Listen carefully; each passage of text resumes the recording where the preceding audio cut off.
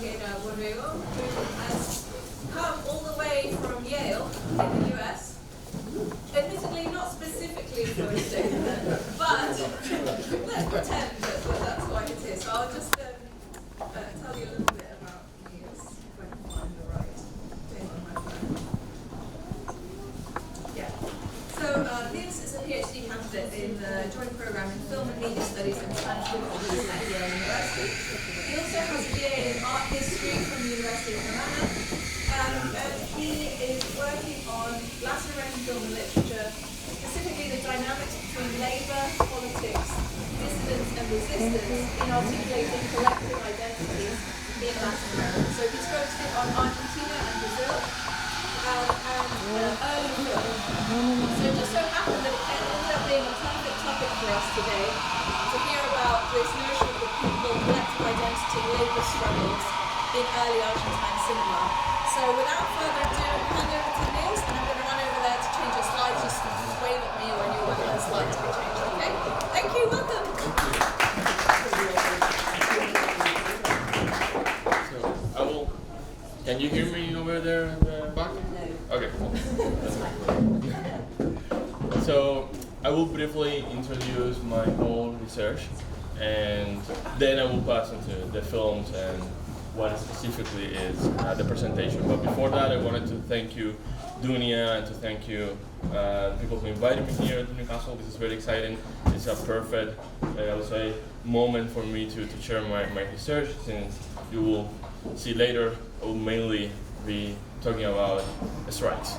So my project, my larger project, is about the first 2 or 3 decades in Latin America, specifically in Argentina and in Brazil, and the ways in which film and literature intersected with political discourses at the moment in order to found and share new notions of what the people of the nation was at the moment.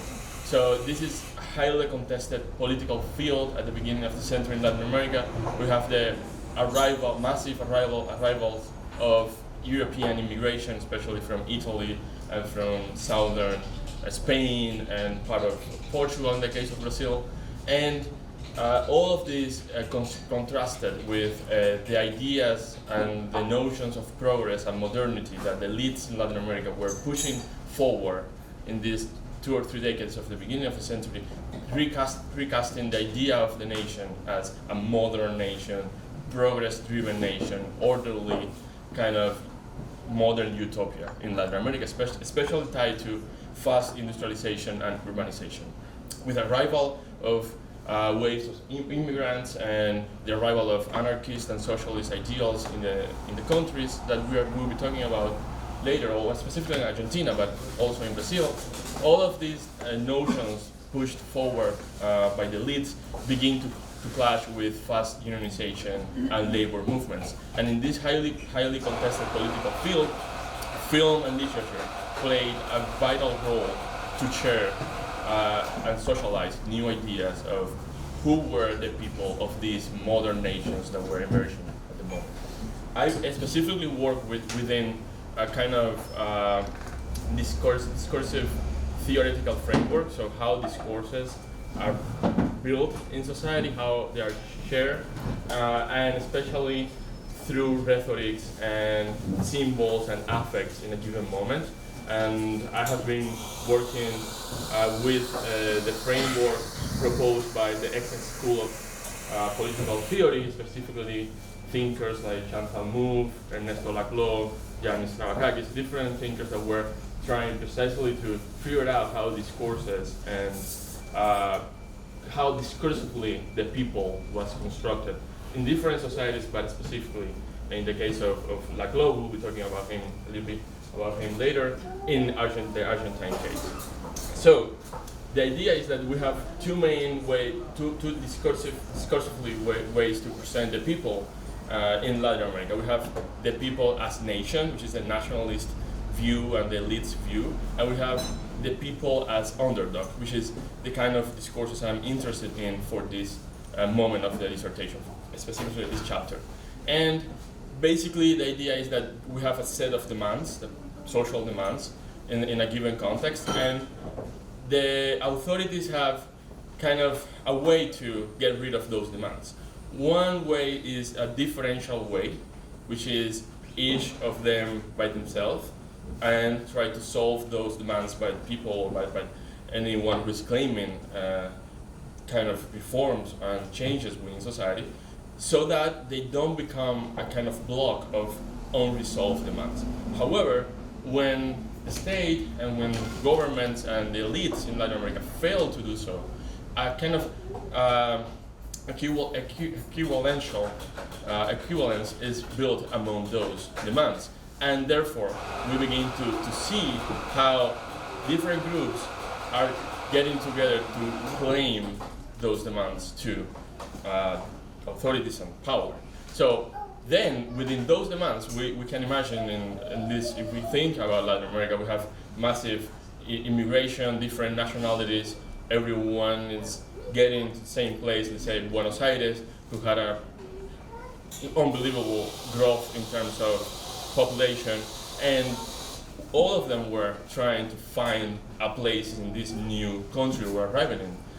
They formed different organizations, sometimes by nationhood, so, and even from regions and towns they were coming from, so they organized around these origins, but also they were getting together because they were the workforce for industrialization in this country. So there was the formation of an urban proletariat in Argentina specifically is tied to mass immigration, and this environment of work and labor is where we see the articulation of the demands of different groups and different marginalized groups that were arriving in the country and being mistreated basically by employers there.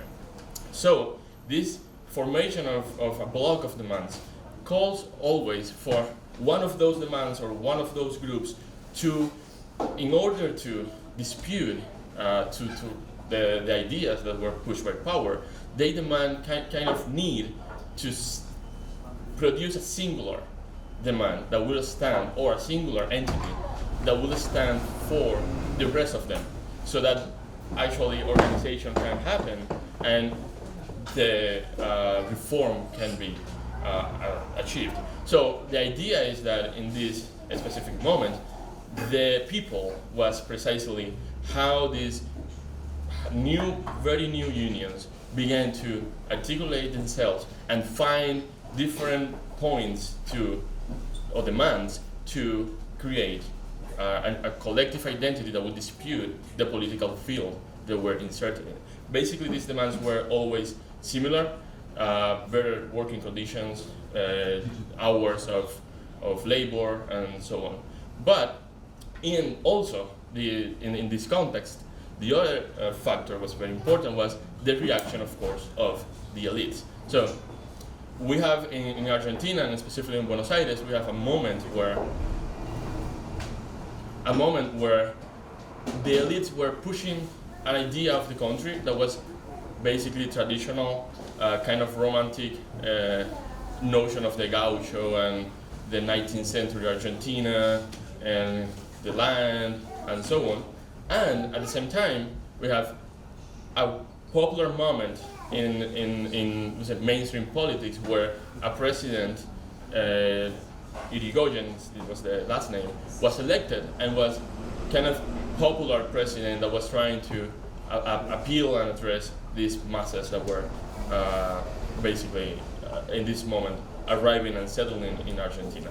This was a very important moment in Argentina, especially because it was the last the last progressive president they had there, and after that a series of military coups happened until the 30s, and in very, I would say, one after the other until 1940. So this presidency sort of changed the political game in Argentina precisely because of the way in which this leader wanted to engage with the people, the common workers there.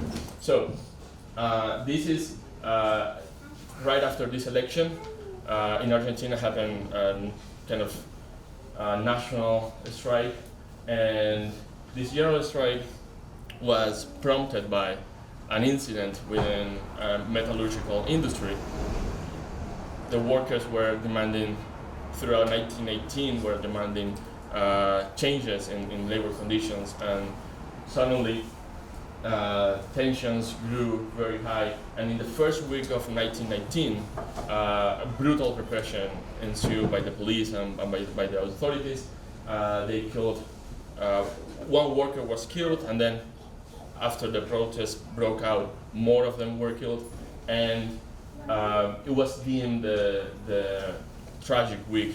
Was roughly January the 7th through the 14th, and throughout this week happened a lot of terrible things that point out to how resistant and how the elites were trying to deny the rapid changes that modernity brought into modern Buenos Aires. For example, it was violence against Jewish communities. Immigrants took the worst of it. The police really targeted them and took advantage of this moment to get rid of many organizers that were arriving from Europe. They deported a lot of people that were getting unions organized and built in Buenos Aires, and so on. So it really was a moment where violence on the part of the elites were really an attempt to stop all the changes that were happening in the country.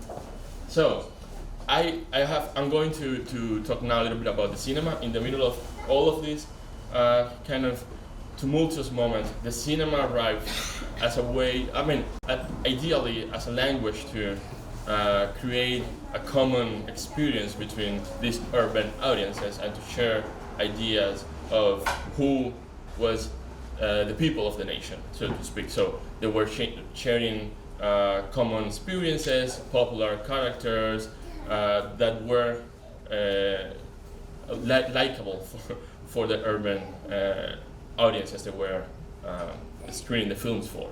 However, in Latin America, a little bit of a different thing happened, and that's the way in which the cinema participated in the hidden enterprise, I would say, of the conflict. So cinema didn't really present a reality that was kind of looking away from social conflict and tensions, but rather making those social tensions part of the diegesis and part of the plots of the films, and so giving a sensible form to all of this that was happening, and providing also a kind of common experience of how discrimination and how violence against them were actually a fundamental part of daily life in labor, especially in labor environments in Argentina.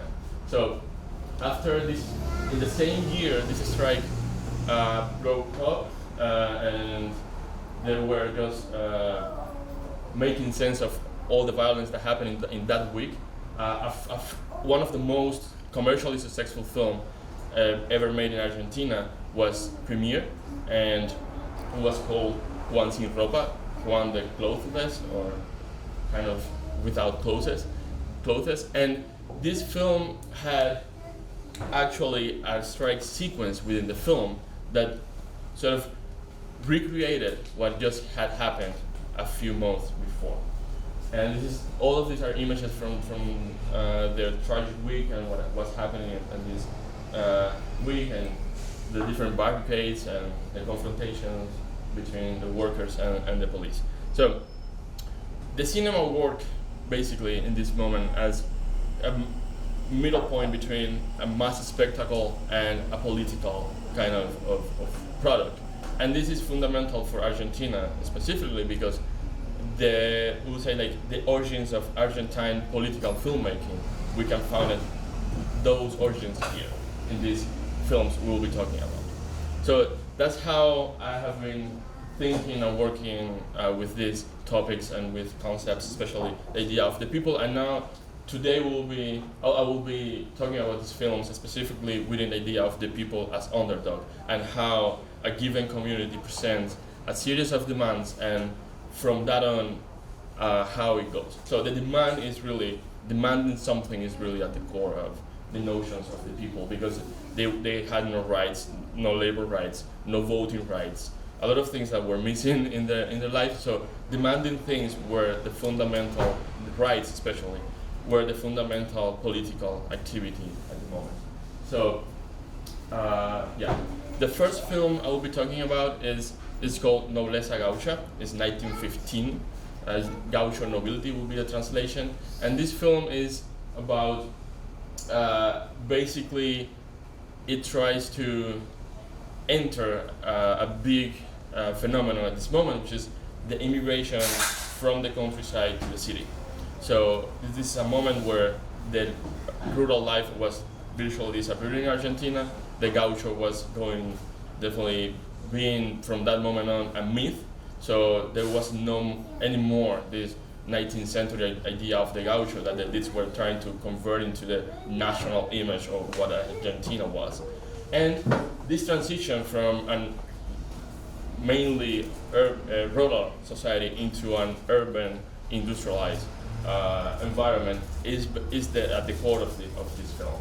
So the film is about a gaucho that works in the nearby Buenos Aires, but in the countryside, and we have here the typical image of the gaucho. And the gaucho has a fundamental confrontation with the landowner of the estate where he works. This confrontation is set up within the melodramatic kind of structure due to a love affair that the gaucho has with one of the inhabitants of the estancia, a poor woman that lives there, and they fall in love. And the owner of the landowner kidnaps this woman, and the gaucho goes to Buenos Aires to free her and save her from the evil landowner. Of course, it's a traditional, commonplace, melodramatic structure, but it gives a glimpse into what were the ideas at the moment and how the strategies of film genre specifically were being used by these filmmakers to actively speak about social conflicts in Buenos Aires. In the first moment, this melodramatic structure is characterized by the creation of radical, absolute, different, opposite moral values. The very, very bad person and the very, very, very good person. This radical opposition is used here in order to present an evil landowner that is abusing power due to his money and influence in Argentine society to keep workers marginalized and in their power, under their power. So this is our protagonist is Juan, is also called Juan, and is this person here, and that's the landowner. Typically early film characterization, very unlikable face, makeup, making him look really, really bad. Then within the trip, for the trip to Buenos Aires and to the metropole, the gaucho relies on a friend, and this friend is an Italian immigrant. So they go together, and that's the only way the gaucho can figure out how to save Maria, is the name of the woman, Maria, from the landowner mansion in Buenos Aires. So this is the immigrant, and we have a fundamental, in my opinion, fundamental feature in the film of what is the formation of new collective identities and alliances within Argentine society. So we have the language that is there. This it's nor Italian nor Spanish. It's something called cocoliche, which was a mixture of Italian and Spanish that appeared in Buenos Aires with the immigration. And the film moves between this, let's say like some kind of a dialect, between this dialect and Spanish, very fairly quickly and without any kind of difference. And this speaks about a common language, a communication that is constantly happening between two communities that they don't even share the same language, but at the same time, social conditions were kind of pushing them to get together and making them a collective identity. So it's like inviting, yeah. Can I ask, statistics with like gaucho, is it? Oh, okay, cool. Yeah, sorry, that's a great question. So a gaucho is, the question is what a gaucho specifically is. So a gaucho is a rural worker that took care of cattle in Argentina, which was the main industry or the main economic activity. So Argentina throughout the 19th century became one of the world's biggest meat, especially beef and leather sellers in the world, especially because they were selling a lot of raw materials to the UK and the United States throughout the 19th century. And the gaucho was basically the figure who took the low rank worker that took care of this cattle for a landowner that owned a really big land piece. So they were usually kind of solitary figures. It is estimated that a gaucho took care of many thousands of cattle, and they remain as both a figure of traditional Argentina and a figure of barbarism in terms of Argentine elites. So there is this big opposition between civilization and barbarism in Argentina that was throughout the 19th century, and the gaucho was kind of this undesirable figure that was savage and wasn't a functional citizen because it was not abiding by the law and things like that. So that was the vision. It's a very paradoxical vision from the point of view of conservative Argentina, because it was both kind of the ideal, mythical, romantic figure of Argentina, but at the same time was really marginal, and they wanted the gauchos as far as possible from any situation of power or anything like that. So that's kind of the gaucho, but basically a cattle worker. So this is in beyond the language. The other in my opinion, very important moment is when this community of two. This is Juan, and that's this is the Italian immigrant. This is Juan, and he goes to share with them that he is in love with Maria, and they invited him to eat, to have lunch with them, to have dinner with them. So now, Siriaca, this is the other woman there, the character, begins to cook, and what she cooks is an Italian dish. So she cooks a spaghetti.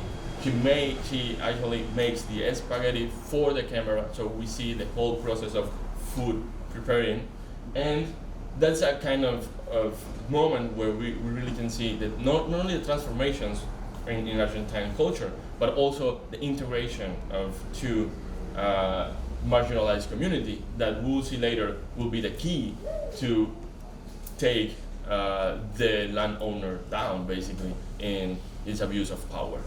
So, yeah. So it's like stay to eat the spaghetti or patatines in an Italian way,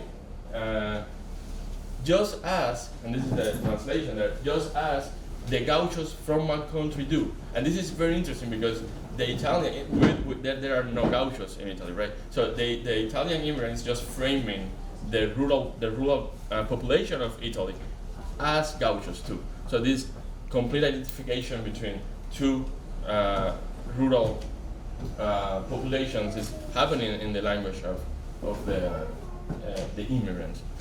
And so this is the images are pretty bad. These films are from 1915, this one specifically, and there is no really good copy of it, so if it can be blurry and hard to understand, so I will try to describe what it is happening there. So this is the dough process that Siriaca does, and we stay with this process for about 3 to 4 minutes, which is a long time for a film of this time, and that focus on that for me is a way where a moment where the structure of the film shows how this social changes are happening and how these alliances are being built within Argentina.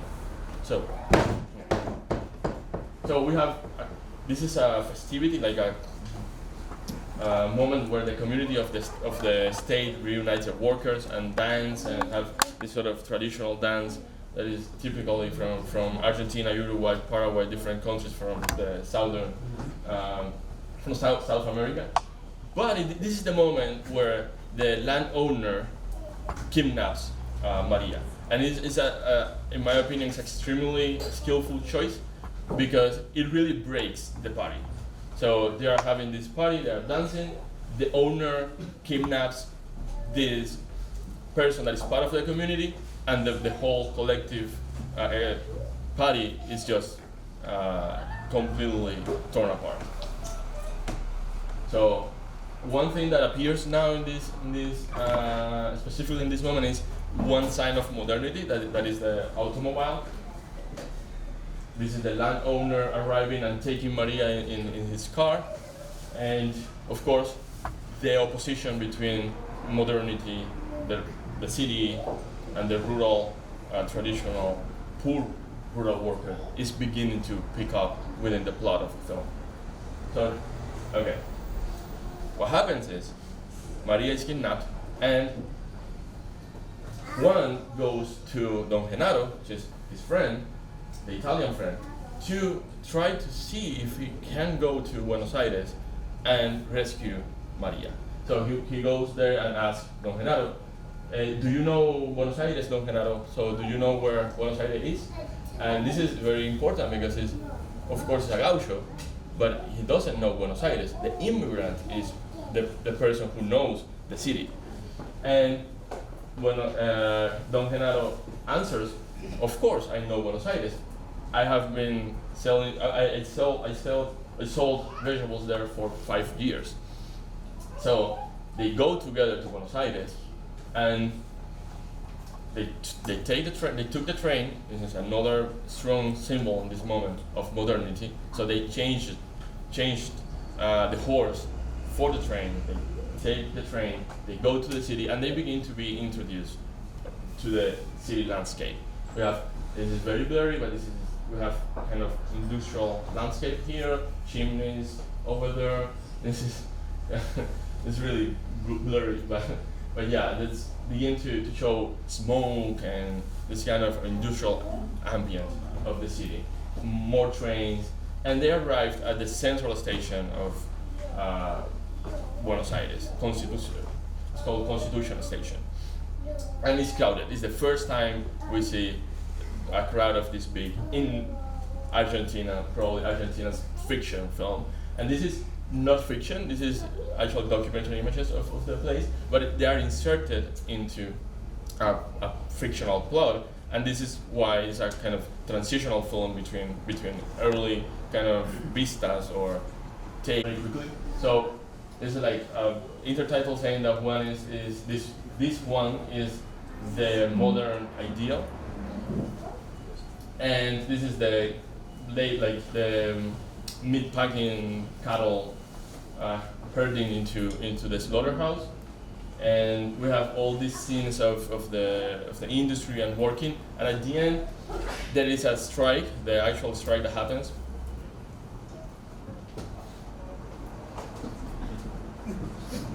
So this is the moment where he became kind of a labor leader, and they go into strike because the salaries were cut.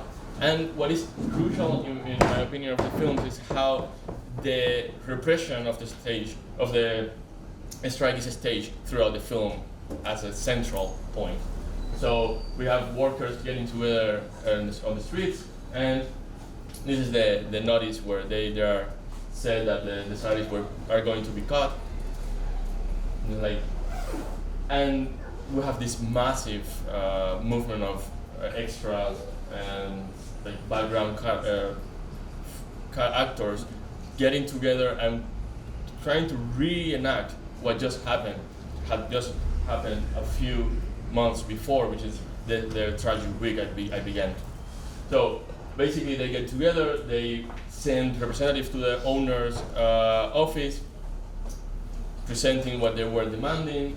The owner is completely outraged by this movement, and they send the police to crush the protest. And we have they start throwing stones at the owner's office. We have here the broken glass of the window, and then there's the police arrive and everyone is running around, chaos. So the police is depicted as really violent, which is very weird at this moment in Latin America, and it's completely strange. It's not very common, and in film at least, it's a unique moment. It's a unique film in, I would say, in Argentina, early cinema in this respect. We have the full violence of the police restaged or staged on the screen, as after had just happened. But police shooting at people, and the workers take the owner's office and fight with the police within the owner office, the factory owner office, and at the end, completely after the chaos, one escapes, and the film ends there at some point where he's trying to make another, like making a life of another thing in Buenos Aires. But this moment is unique because we have a strike and a collective identity as presenting demands and as the people on the screen for the workers to see and for the urban audiences of Buenos Aires, and in a constant process of mutual transformation. The films were participating in this, and the workers they saw themselves in these films and were being kind of finding a sensible form of their struggles and of their life in these films. And I think that's where my dissertation or my research is trying to analyze exactly how this helped or fashioned an idea of the people within such a highly contested political field. That's it.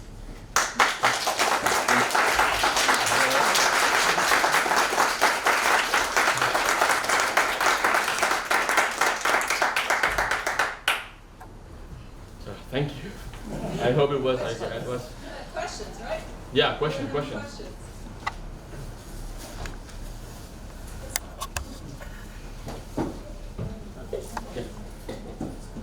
So I was wondering about the kind of situation of Argentina and settler colonialism. Is there a racial difference between the rural and urban people here? Are we talking about two separate waves of similarly Europeans coming in Argentina? What was the race thing happening there? So that's a great question. So I think Argentina's race question is throughout the 19th century, and the gaucho and the settlement in vastness of Argentina's territory goes back precisely to different waves of dispossessing indigenous people from their land. So they were encouraging European immigration from